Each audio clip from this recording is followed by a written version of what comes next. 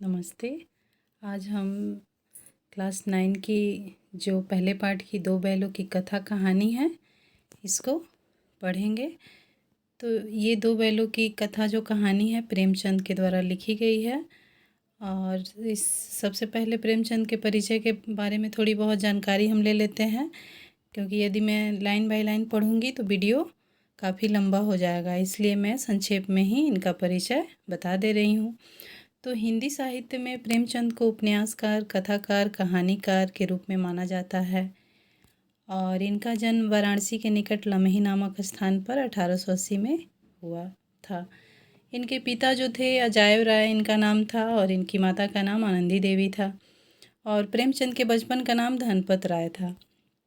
तो बचपन में ही इनके पिता की मृत्यु हो गई थी और घर की जो सारी जिम्मेदारी थी इन्हीं के कंधों के ऊपर आ गई थी और ये 10वीं पास करते करते ही प्राइमरी स्कूल के शिक्षक बन गए और नौकरी करते हुए ही इन्होंने अपना बीए की परीक्षा पास किया। इसके बाद ये स्कूल इंस्पेक्टर के रूप में काम किए और गांधी जी का उस समय असहयोग आंदोलन हो रहा था, तो उनके आंदोलन से प्रभावित होकर ये अपना नौकरी से त्याग पत्र दे दिया और आंदोलन में कूद पड़े। इसके बाद वे लेखन कार्य के प्रति समर्पित हो गए और इनका निधन जो है 1836 ईस्वी में हो गया। तो इनकी रचना परिचय है। इन्हें श्रेष्ठ कहानीकार, कथाकार के रूप में जाना जाता है और इन्होंने 300 से अधिक कहानियाँ लिखी हैं और इनके उपन्यास भी हैं। 11 उपन्यास इन्होंने लिखा है। गोदान, सेवा सदन, कहानियाँ भी हैं, कफन, नवनिधि। तो इसे आप पढ़ सकते हैं वीडियो को रोक करके। इनके नाटक भी हैं, करोला, प्रेम की वेदी, और संपादन का कार्य इन्होंने किया है। पत्रिकाओं का संपादन इन्होंने किया है, हंस, जागरण, माधुरी। इन्होंने निबंध भी कुछ विचार लिखा है। तो इनकी जो साहित्यिक विशेषताएं थी, इनकी जो कहानी थी, इन्होंने यथार्थ को दिखाया है, सच्चाई को उजागर किया है। समाज में जो हमारे आज़ादी के पहले जो भी व्याप्त बुराइयां थीं उन्हीं को इन्होंने अपने लेखन में उजागर किया है। और इनके लेखन में देश प्रेम, देशभक्ति के कारण इनकी जो कृति थी सोजे वतन, इसको अंग्रेज़ों ने जब्त कर लिया था, क्योंकि ये देश के बारे में ही लिख रहे थे। और उस समय आज़ादी के पहले जो भी गरीब किसान थे, ग्रामीण थे, शोषित वर्ग था, उसका इन्होंने चित्रण किया है अपने लेखन में। और जो भी था, इसके अलावा इन्होंने शिक्षा के बारे में भी लिखा है। नशाखोरी, ऊंच नीच, छुआछूत, बहु विवाह, बेमेल विवाह, इसके बारे में भी इन्होंने अपने साहित्य का सृजन किया है। और इनकी जो भाषा शैली थी साधारण जनता की भाषा है। इनकी साहित्य की भाषा मुहावरेदार है। इन्होंने अरबी, फारसी के शब्द भी लिए हैं। ज़्यादातर लोक भाषा में ही इन्होंने साहित्य का सृजन किया है। तो दो बैलों की कथा जो कहानी है ये प्रेमचंद की श्रेष्ठ कहानी में मानी जाती है और इस कहानी के माध्यम से प्रेमचंद ने किसान समाज में पशुओं के भावनात्मक संबंध का वर्णन किया है। तो हीरा और मोती नाम के दो बैल सीधे साधे हैं, तो बैल को वैसे भी हम सीधे साधे मानते हैं। तो ये जो बैल हैं तो ये प्रेमचंद ने भारतीयों के प्रतीक माना है इस कहानी में, क्योंकि भारतीय भी आज़ादी के लिए बार बार संघर्ष कर रहे थे, तब जा कर के आज़ादी हमें मिली। और ये दोनों बैल भी जो हैं ये बार बार संघर्ष कर रहे हैं और अंत में इन्हें आज़ादी मिलती है। तो इस तरह से ये जो कहानी है परोक्ष रूप से आज़ादी के आंदोलन की भावना से ही जुड़ी हुई है। तो कहानी को हम देख लेते हैं और इसको पढ़ लेते हैं। कहानी को मैं संक्षेप में ही बताऊंगी। तो झूरी काछी एक किसान था, उसके पास दो बैल थे, हीरा मोती। पछाई जाति के ये बैल थे। पछाई जाति उसे कहते हैं जिसमें पशु को पालतू बना करके रखा जाता है। तो दोनों बैल बहुत ही हष्ट-पुष्ट थे, मजबूत थे, सुंदर भी थे और दोनों में बहुत घनिष्ठ मित्रता थी। दोनों अपनी भाषा में एक दूसरे का अनुमान लगा लेते थे, वे बात करते थे, कभी कभी सींग भी मिला लिया करते थे और जो भी काम था मिल बांट के वे दिन भर काम करते थे और उनमें बहुत प्रेम था। तो एक बार क्या हुआ कि झूरी ने अपने दोनों बैलों को अपने ससुराल भेज दिया। बैलों ने समझा कि शायद उन्हें बेच दिया गया है, उन्हें अच्छा नहीं लग रहा था और बैलों को ले जाने के लिए झुरी के साले साहब आए, उनका नाम गया था। तो गया जब ले जा रहे थे तो बैल जा नहीं रहे थे। वे जोर लगा करके गया उन्हें आगे की तरफ खींचता और बैल पीछे की तरफ भागते। तो किसी तरह से गया अपने घर उन दोनों बैलों को ले गया। उसके बाद गया के घर में वो दोनों बैल का मन नहीं लग रहा था, क्योंकि उन्हें अच्छा नहीं लग रहा था। जब रात में जैसे ही रात हुई सब लोग सो गए, वे दोनों बैल ने एक दूसरे को देख करके और रस्सी को लेकर के तोड़ करके वहाँ से वे सुबह में भाग गए और भाग करके झुरी के पास आ गए। और झुरी ने जैसे ही सुबह अपने बैलों को देखा, उसे आश्चर्य हुआ। देखा कि दोनों के गले में कीचड़ से सना हुआ रस्सी है और आँखों में जो है विद्रोह की भावना है, स्नेह, माने विद्रोह है लेकिन स्नेह वाला विद्रोह है। झुरी ने उन्हें प्रेम से गले लगाया। गांव के भी कुछ लड़के आ गए उस समय, उन्होंने भी अपने घर से रोटियां, गुड़, चोकर, भूसी आदि ला कर दिया। लेकिन झुरी की पत्नी यह देखकर बहुत नाराज़ हुई, क्योंकि वह नहीं चाहती थी कि दोनों बैल वहाँ पे आएँ। वह चाहती थी कि उसके भाई के पास ये दोनों बैल रहें, क्योंकि उसके भाई को इन दोनों बैलों की ज़रूरत थी। तो गुस्से में वह जो नौकर था उसको मना करती है कि ये लोग को खाने के लिए कुछ नहीं देना है। उसके बाद क्या हो रहा है कि दूसरे दिन फिर से झुरी के जो साले साहब हैं गया बैलों को ले जाने के लिए आते हैं, और इस बार वे दोनों को गाड़ी में बांध करके मोटी मोटी रस्सियों से लेकर चला जाता है। और जब लेकर के जाता है तो उस अंदर से क्रोधित है, उसको क्रोध है, गुस्सा है। वह बैलों को खाने के लिए सिर्फ सूखा भूसा दे देता है। बैल बेचारे सोचते हैं कि आज तक हमारा ऐसा अपमान किसी ने नहीं किया होगा, क्योंकि झुरी के जो साले साहब हैं गया, वे अपने बैलों को खली और चुनी सब कुछ खिला रहे थे, लेकिन इन दोनों को सूखा भूसा जो था दे दिए थे। अगले दिन उन्हें हल में ले जा करके गया ने अपना काम लिया, जोता खेत में। गुस्से में बैल कदम नहीं बढ़ा रहे थे, तो हीरा ने मोटा डंडा से, हीरा ने नहीं, गया ने मोटा डंडा से दोनों बैलों को मारा भी। यह देख करके थोड़ा मोती जो था, हीरा का स्वभाव थोड़ा नरम था लेकिन मोती का स्वभाव अड़ियल थोड़ा था, तो वह गुस्से में आग बबूला हो जाता है और मोती भागने लगता है रस्सी उसी तोड़ करके। तो इस पर क्या होता है कि गांव के दो लोगों को गया बुला लाता है और दोनों गांव के आदमी मिल करके और फिर से उन दोनों बैलों को ला करके खूब लाठियाँ से मार पड़ती है और फिर से ला करके वहीं घर लेकर के चरनी पे बांध देता है गया। रात में फिर से उन्हें सूखा भूसा जो है डाल करके वह चला जाता है। उसी समय एक छोटी सी लड़की आती है और 2 रोटी एक एक करके दोनों बैलों को खिलाती है। तो यह प्रतिदिन का नियम बन गया था।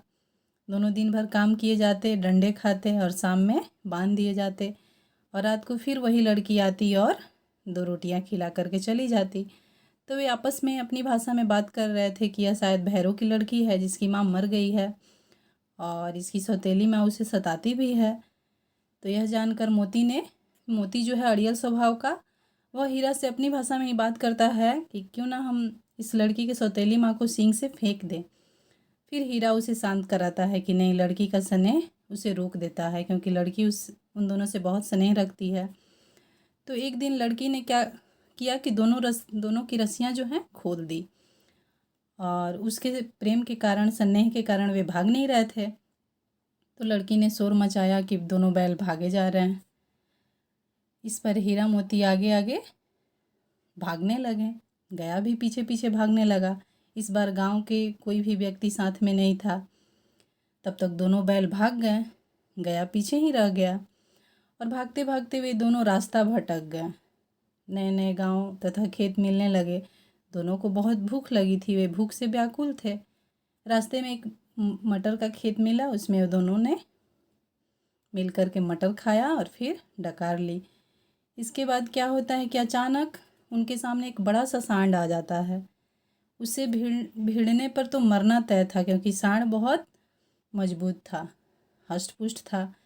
दोनों सोचते हैं कि किसी तरह से भाग के निकल जाएं, लेकिन इसमें वे अपनी कायरता समझते हैं, सोचते हैं कि नहीं नहीं, भागना क्या है। तो दोनों मिल कर के सांड का जो है मुकाबला करते हैं और फिर सांड को हरा देते हैं। और फिर आगे बढ़ने पर उन्हें एक मटर का खेत मिलता है, उसमें वे घुस जाते हैं खाने के लिए। लेकिन अभी 2-4 ग्रास ही खाए थे, 2-4 घास ही खाए थे, तब तक रखवाला आ जाता है और आ कर के हीरा तो किसी तरह से निकल जाता है, लेकिन मोती को वह पकड़ लेता है। तो मोती को वह पकड़ा देख वह क्या करता है, हीरा भी लौट करके आ जाता है। अब दोनों पकड़े जाते हैं और पकड़ करके काजी हॉन्स में बंद किए जाते हैं। तो काजी हॉन्स उसे कहते हैं जहाँ पे पशुओं को कैद करके रखा जाता है और नीलाम किया जाता है। तो दोनों के जीवन में ऐसा पहली बार हुआ था कि वे काजी हॉन्स में बंद थे और खाने के लिए भी कुछ नहीं मिला था।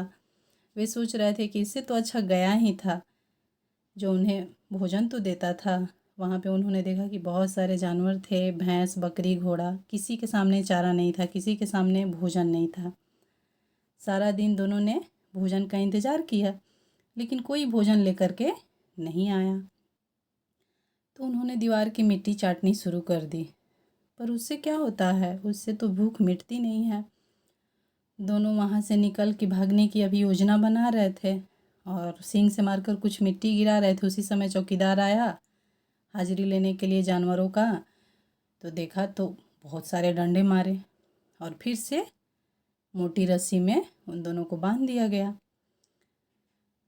इसके बाद वे दोनों सोचने लगे कि अब क्या किया जाए, लेकिन उन्होंने कोशिश जारी रखी। दीवार पे लगातार वे सींग मारते रहे। आधी दीवार को उन्होंने मार करके गिरा दिया। यह देख आधी दीवार जब गिर गई तो उन्होंने देखा कि जो भी जानवर थे वहाँ धीरे धीरे करके घोड़ी, बकरी, सब भैंस धीरे धीरे भाग गई वहाँ से, लेकिन गधा वहीं पे खड़ा था। वह डर के मारे भाग नहीं रहा था। तो उन्होंने क्या किया कि गधे को सींग से मार करके वहाँ से भगा दिया। फिर अगले दिन जब चौकीदार आया तो देखा कि दोनों तो वहीं है बैल, लेकिन बाकी सारे जानवर भाग गए हैं। तो दोनों को खूब मार पड़ी और फिर से उन्हें मोटी मोटी रस्सियों में बांध दिया गया। तो दोनों तो बेचारे वहीं रह गए, बाकी सारे जानवर चले गए। 1 सप्ताह तक उन्होंने वहाँ पे बिना भोजन के वे वहीं पे पड़े रहे। उन्हें कोई भोजन खाने के लिए नहीं मिला। वे बहुत कमज़ोर हो गए थे, दुर्बल हो गए थे शरीर से।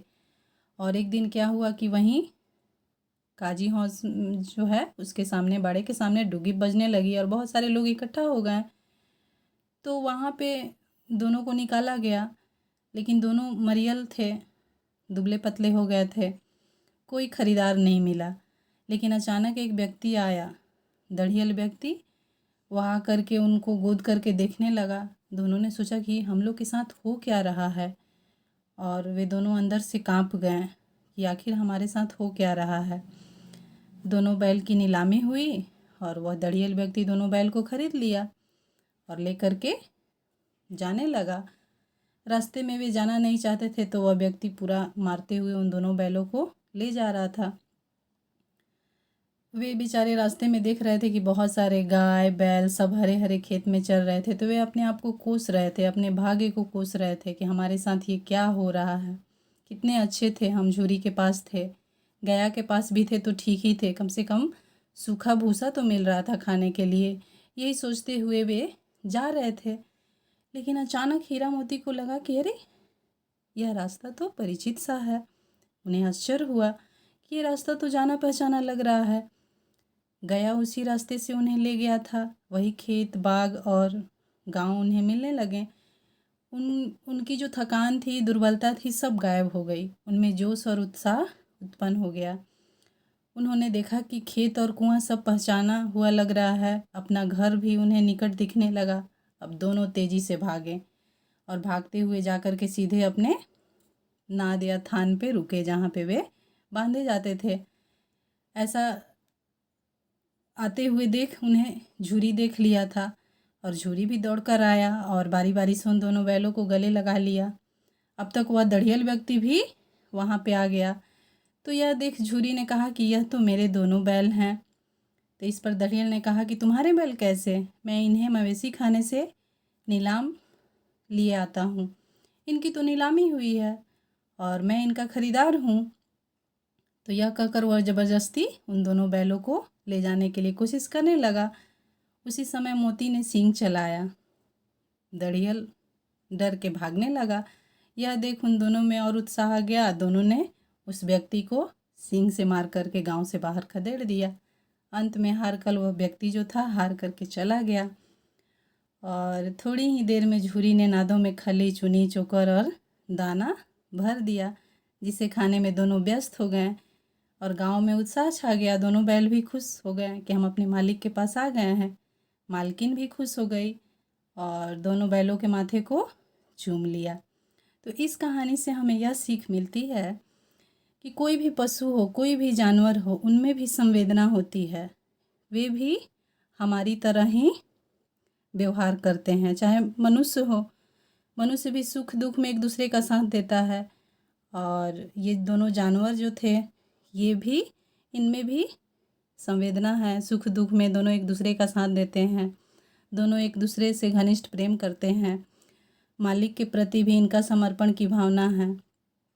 तो इस कहानी से हमें ये सीख मिलती है कि पशुओं में भी मनुष्य की तरह ही संवेदना होती है और इससे हमें अप्रत्यक्ष रूप से आज़ादी के आंदोलन से भी जुड़ी हुई यह कहानी लगती है, क्योंकि ये दोनों बैल जो हैं, पूरा जितने ये हैं इस कहानी में इनको दिखाया गया है, जब तक हैं ये तब तक संघर्ष कर रहे हैं और संघर्ष करते हुए इन्हें आज़ादी मिलती है अंत में।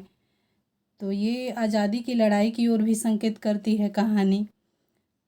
तो इससे हमें यही सीख मिलती है कि पशुओं में भी मनुष्य की तरह संवेदना होती है। वे भी एक दूसरे के सुख दुख में साथ देते हैं।